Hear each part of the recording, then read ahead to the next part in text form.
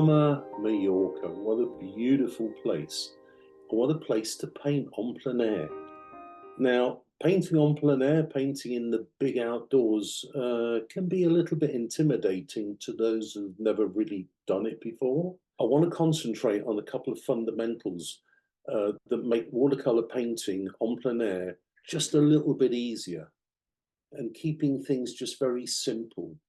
I hope you enjoy it. It's in quick time. I've speeded it up so we can get to the fundamentals quickly. Right then, here's the reference that I used of Palma, this lovely river that flows down into the marina. It's absolutely beautiful there, but I chose this picture because I liked the composition, but the colours aren't really strong enough. This is where we need to be a little bit inventive and create our own colours. So anyway, let's get going. I'm using a 4B pencil.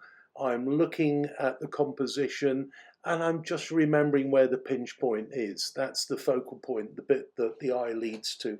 And it really leads down the river towards a little bridge that's right at the end. And that is called the focal point.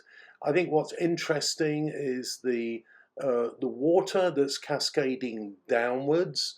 And I'm just penciling in a few things without having too much detail. Using a couple of different colours here that I normally use, I thought I would try cobalt blue instead of cerulean blue, just for a change. I like to move things around a little bit. I notice this little top area as well has some green in the water, and I wanted to try and get that as well. And now throwing in my usual raw sienna, which is my land colour, and I always use that. It's just the colour of earth and it works really well. So that's the end of the first light wash, and it's now dry, and I can attempt the second part, which is normally called the midtones. This is a great opportunity for me to throw in some of the greenery, some of the foliage, the grass, and I'm making sure it's the light shade that we're doing first. That's very important.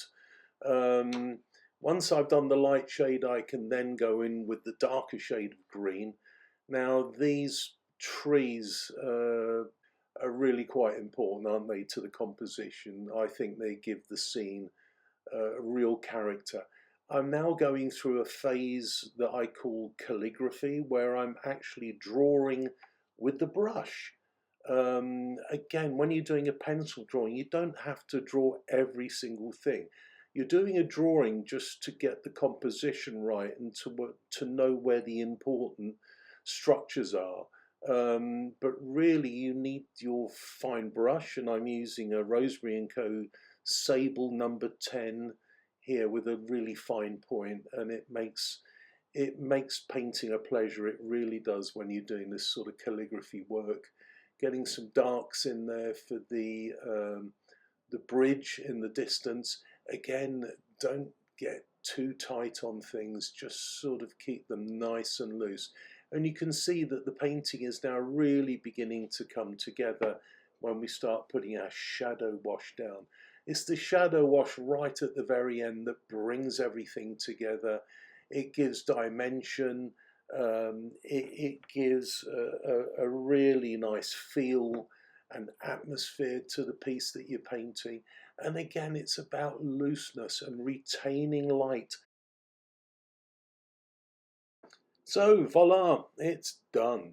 So remember, first light wash, let it dry, and then draw with a brush. Shadows at the end. It's very simple. More information can be found on my website. That's frankwatercolors.com, or come and join me on my Wednesday Zoom demo, or even come on a retreat. Anyway, take care and see you again soon. Bye.